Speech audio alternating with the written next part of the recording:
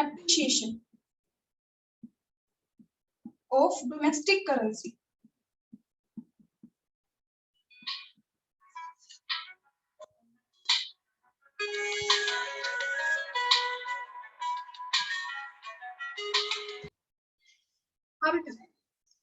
Appreciation of domestic currency. Appreciation of domestic currency.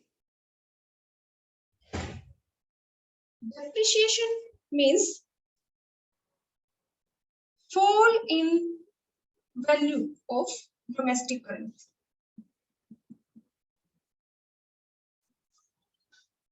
Depreciation means depreciate, value कम होना. अगर हमारे डोमेस्टिक करेंसी की वैल्यू कम हो जाए, फॉल हो जाए, डिक्रीज हो जाए, तो उसको हम क्या कहेंगे? डेप्रिसिएशन. डेप्रिसिएशन वैल्यू इंक्रीज होना. अगर हमारी डोमेस्टिक करेंसी की वैल्यू इंक्रीज हो जाए, राइज हो जाए, increase in value of domestic currency.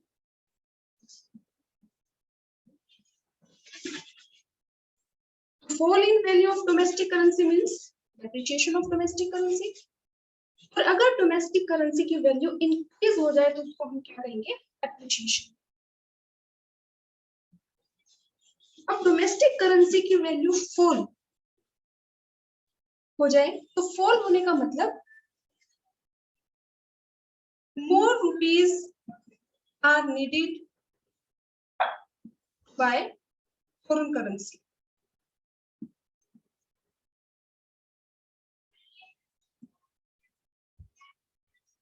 Depreciation means more rupees are needed to buy foreign currency. For example, अगर हम US डॉलर का एग्जांपल ले लेते हैं. अगर एक US डॉलर परचेज करने के लिए फॉर एग्जांपल हम पे थे पहले 70 रुपीज,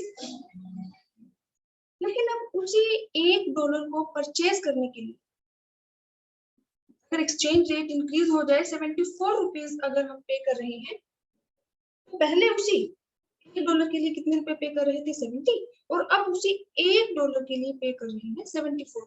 तो इसको हम क्या कहेंगे? fall in value of domestic currency. Depreciation of domestic currency means अगर एक्सचेंज रेट इंक्रीज हो जाए, rise in exchange rate,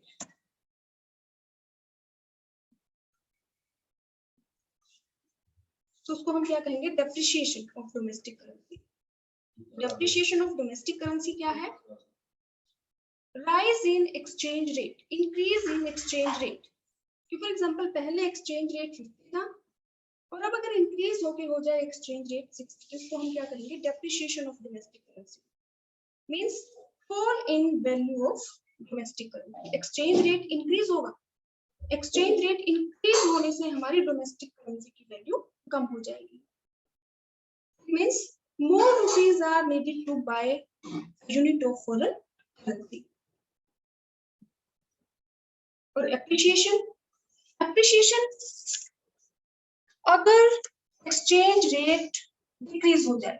for example एक US डॉलर के लिए हम पहले पे कर रहे थे 70 रुपीज, और अब उसी डॉलर को परचेज करने के लिए अगर हम पे करेंगे 60 रुपीज. पहले हम ज्यादा रुपीज पे कर रहे थे और अब कम रुपीज पे कर रहे हैं. इट मींस हमारी जो डोमेस्टिक करेंसी है उसकी वैल्यू इंक्रीज हो रही है. एप्रिसिएशन क्या है? Exchange rate decreases. Exchange rate कम हो जाए, इट मींस हमारी जो डोमेस्टिक करेंसी है उसकी वैल्यू इंक्रीज होगी. एक्सचेंज रेट डिक्रीज, हमारी करेंसी की वैल्यू इंक्रीज होगी. इट मींस अब हमें उसी डॉलर के लिए कम रुपए.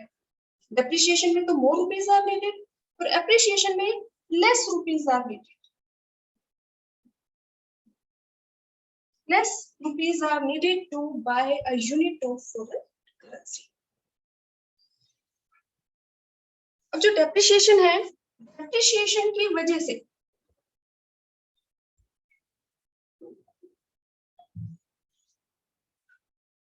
हमारे जो एक्सपोर्ट है, इंपोर्ट है, उनके ऊपर क्या इम्पैक्ट होगा?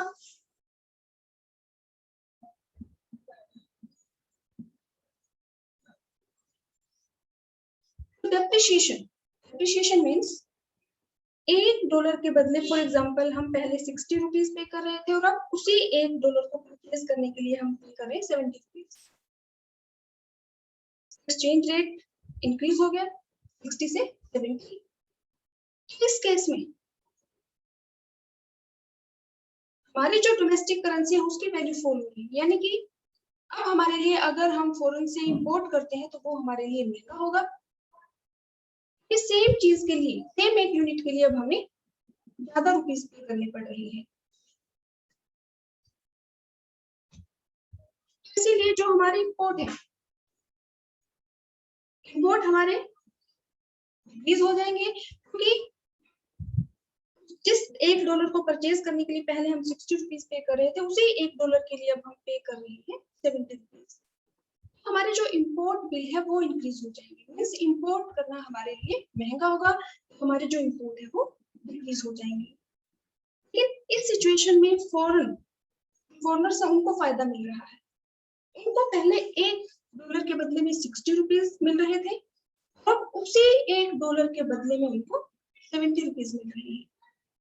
इट मीन्स फॉरेनर से उनको फायदा होगा, इसलिए डेप्रिशिएशन की वजह से हमारे जो एक्सपोर्ट है वो हमारे इंक्रीज होंगे। और अगर हमारी डोमेस्टिक करेंसी की वैल्यू अप्रिशिएट होती है,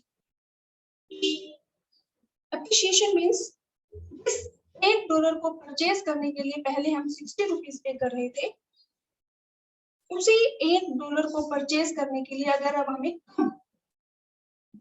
रुपए पे करने पड़ रहे हैं, उसको हम क्या कहेंगे? Appreciation of domestic currency.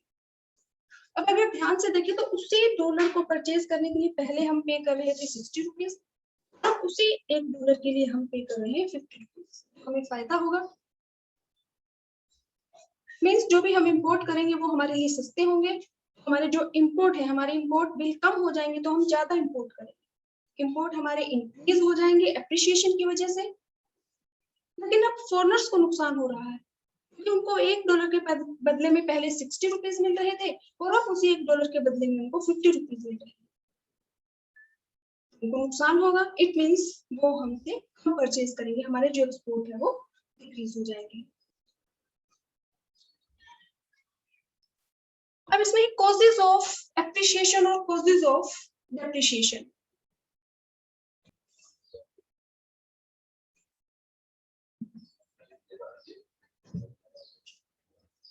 Depreciation of domestic currency causes.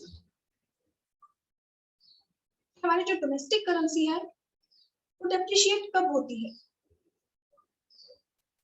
जैसे कि हमने फ्लेक्सिबल एक्सचेंज रेट में हमने स्टडी किया था। फ्लेक्सिबल एक्सचेंज रेट क्या है?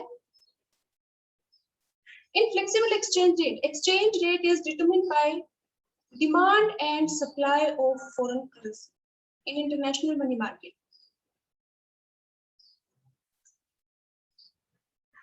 तो हमारी डोमेस्टिक करेंसी एप्रिशिएट होती है। ये हमारा एक्स एक्सिस है, ये हमारा वाई एक्सिस है। एक्स एक्सिस पे हम शो करते हैं demand and supply of foreign currency means quantity. Y axis पे हम शो करते हैं प्राइस, एक्सचेंज रेट। ये हमारा है demand curve of foreign currency और ये हमारा है supply curve of foreign exchange, foreign currency. जिस पॉइंट पे इंटरसेक्ट करते हैं, मींस जिस पॉइंट पे ये दोनों इक्वल है, demand of foreign exchange is equal to supply of foreign currency, यह इक्विलिब्रियम पॉइंट है। मींस अगर इस पॉइंट को हम यहाँ वाई एक्सिस से मिला दें तो ये हमारा क्या हो जाएगा? Equilibrium exchange rate, equilibrium price OR। और ये इस पॉइंट को हम यहाँ पे जब क्वांटिटी से यहाँ एक्स एक्सिस से मिलाएंगे तो ये क्या है? Equilibrium quantity. डोमेस्टिक करेंसी कब एप्रिशिएट होती है? Demand supply. अगर डिमांड इंक्रीज हो जाए, तो ये हमारा डिमांड कर्व है, और डिमांड इंक्रीज होने से हमारा जो डिमांड कर्व है वो हमारा शिफ्ट हो जाएगा राइट पर, राइट साइड। ये हमारा D1 नया डिमांड कर्व, जो नया डिमांड कर्व है वो सप्लाई कर्व को कट कर रहा है इस पॉइंट पे। तो इस पॉइंट को अगर हम y एक्सिस से मिलाएं तो हमारा जो एक्सचेंज रेट है वो हमारा इंक्रीज हो गया। पहले कितना था OR, और अब इंक्रीज हो गया OR, OR से इंक्रीज होके हो गया OR पर, ये इंक्रीज हो गया। और एक्सचेंज रेट इंक्रीज होने का मतलब हमारी डोमेस्टिक करेंसी की वैल्यू डेप्रिशिएट हो गई। तो depreciation of domestic currency first cause क्या है? Increase in demand of foreign exchange.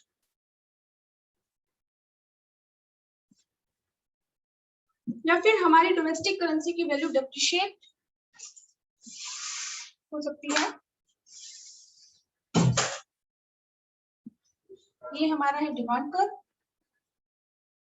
ये हमारा है सप्लाई ऑफ फॉरेन एक्सचेंज,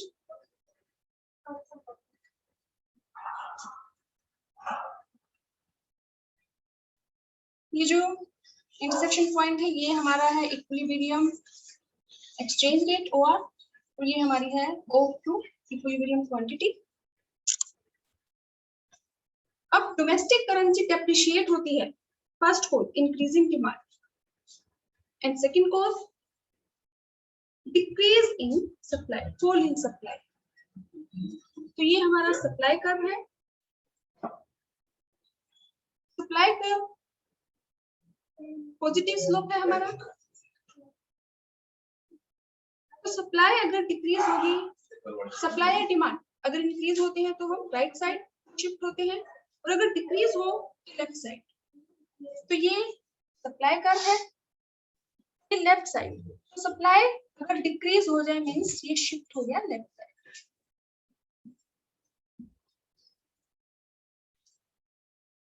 तो नेक्स्ट जो सप्लाई कर्व है वो डिमांड कर्व को कट कर रहा है इस पॉइंट पे, यहाँ पे सप्लाई और डिमांड इक्वल है। और अगर इस पॉइंट को हम यहाँ पे y एक्सिस से मिला दें, एक्सचेंज रेट हमारा पहले क्या था OR, सप्लाई के डिक्रीज होने की वजह से एक्सचेंज रेट है वो हमारा इंक्रीज हो गया, OR से हो गया OR 1। पहले OR था और अब कितना हो गया OR 1, इंक्रीज हो गया। एक्सचेंज रेट इंक्रीज हो गया, इट मींस हमारी जो डोमेस्टिक करेंसी है वो क्या हो रही है? डेप्रिशिएट। तो डेप्रिशिएशन ऑफ डोमेस्टिक करेंसी के कॉजेज है increase in demand of foreign currency, decrease in supply of foreign exchange. या तो डिमांड इंक्रीज हो जाए या सप्लाई डिक्रीज हो जाए, तो हमारी डोमेस्टिक करेंसी जो है वो डेप्रिशिएट हो जाती है, उसकी वैल्यू फॉल हो जाती है। अगर हमारी डोमेस्टिक करेंसी की वैल्यू डेप्रिशिएट होती है, इट मींस फॉरेन की जो करेंसी है उसकी वैल्यू एप्रिशिएट होती है। ऐसे ही अगर एप्रिशिएशन ऑफ डोमेस्टिक करेंसी के जो कॉजेज हैं,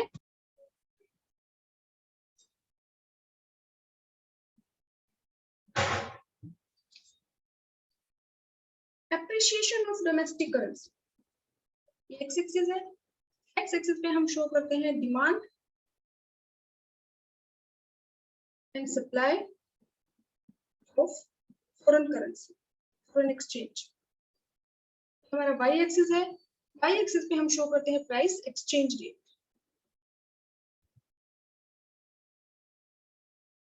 ये हमारा डिमांड कर्व है फॉरेन करेंसी का, फॉरेन एक्सचेंज, और ये हमारा सप्लाई कर्व है of foreign exchange.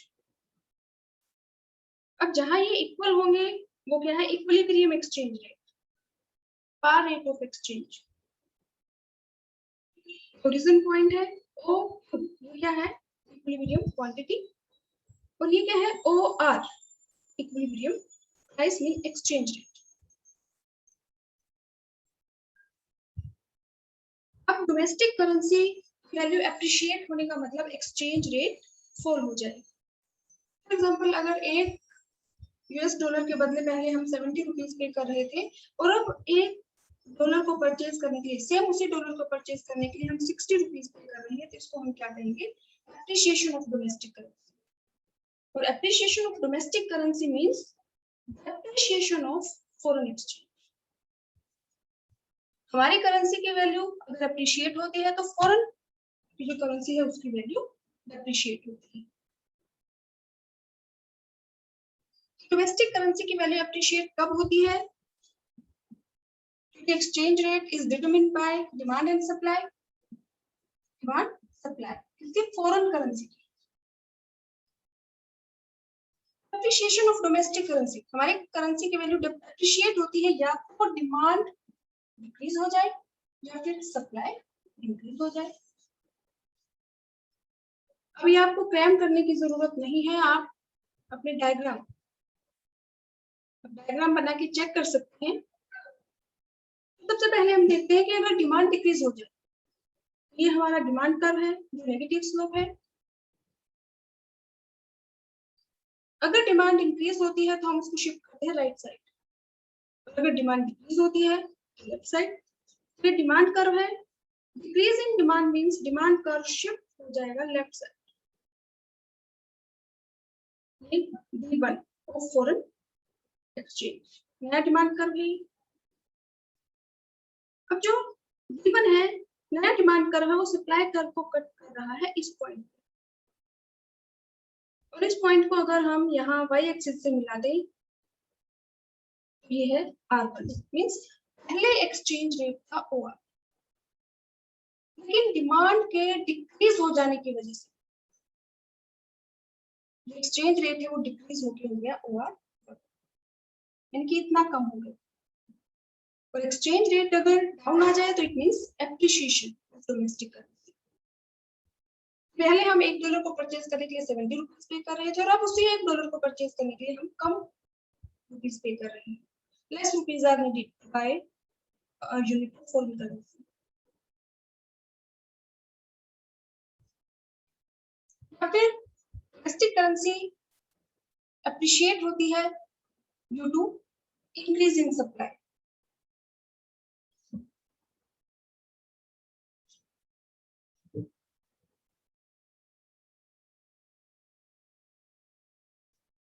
X axis यहाँ पे हम शो करते हैं quantity, demand and supply of foreign exchange. ये हमारा है exchange rate, price, demand curve of foreign currency, और ये हमारा है supply curve of foreign currency. और डोमेस्टिक करेंसी की वैल्यू एप्रिशिएट होती है या तो डिमांड डिक्रीज हो जाए या फिर सप्लाई इंक्रीज हो जाए। तो सबसे पहले हम देखते हैं कि यहाँ पे ये जो इंटरसेक्शन पॉइंट है जहाँ पे demand of foreign currency is equal to supply of foreign currency, इस पॉइंट को अगर हम यहाँ y एक्सिस से मिला दें तो ये हमारा क्या है? Exchange rate, equilibrium exchange rate. इस पॉइंट को x एक्सिस से मिला दें तो ये हमारी क्या है? O2 equilibrium quantity. अब अगर सप्लाई इंक्रीज हो जाए, सप्लाई इंक्रीज, सप्लाई डिमांड अगर इंक्रीज होती है तो शिफ्ट होती है राइट साइड, तो ये हमारा सप्लाई कर्व है और सप्लाई इंक्रीज होने से शिफ्ट हो जाएगा राइट साइड। ये हमारा न्यू सप्लाई कर्व है S1 ऑफ फॉरेन एक्सचेंज। अब जो नया सप्लाई कर्व है वो डिमांड कर्व को कट कर रहा है इस पॉइंट पे, और इस पॉइंट को अगर हम यहाँ y एक्सिस से मिला दें तो हमारा एक्सचेंज रेट क्या होगा? OR। पहले एक्सचेंज रेट कितना था? OR, लेकिन सप्लाई के इंक्रीज हो जाने की वजह से अब एक्सचेंज रेट हमारा डाउन हो गया है OR। मतलब एक्सचेंज रेट फॉल हो जाए, कम हो जाए, तो उसको हम क्या कहेंगे? Appreciation of domestic currency means depreciation of foreign currency. हमारी डोमेस्टिक करेंसी की वैल्यू जब एप्रिशिएट होती है तो फॉरेन की जो करेंसी है उसकी वैल्यू डेप्रिशिएट होती है। डेप्रिशिएशन के कॉजेज हैं increase in demand of foreign currency और decrease in supply of foreign currency. और एप्रिसिएशन ऑफ डोमेस्टिक करेंसी के कॉजेज है डिक्रीज इन डिमांड और increasing supply. Decrease in demand, decrease or increase? Decrease in demand means demand of foreign currency falls at its existing price. Demand increase या decrease means exchange rate में कोई change नहीं है। exchange rate same रहने के बावजूद भी अगर डिमांड इंक्रीज हो जाए या डिमांड हमारी डिक्रीज हो जाए तो उसको हम क्या कहेंगे? Change in demand. Increase in demand means demand हमारी राइज हो जाए एट एग्जिस्टिंग एक्सचेंज रेट। ऐसे सप्लाई अगर इंक्रीज या डिक्रीज होती है, it means exchange rate price में कोई चेंज नहीं है, फिर भी अगर हमारी सप्लाई राइज हो रही है मतलब इंक्रीज इन सप्लाई, अगर सप्लाई हमारी फॉल हो रही है तो it means decrease in supply. Increase in demand, increase in supply, decrease in demand, decrease in supply. Increase हमारी डिमांड या सप्लाई शिफ्ट हो जाती है right side, decrease in demand या सप्लाई हमारी डिमांड और सप्लाई शिफ्ट हो जाती है लेफ्ट साइड।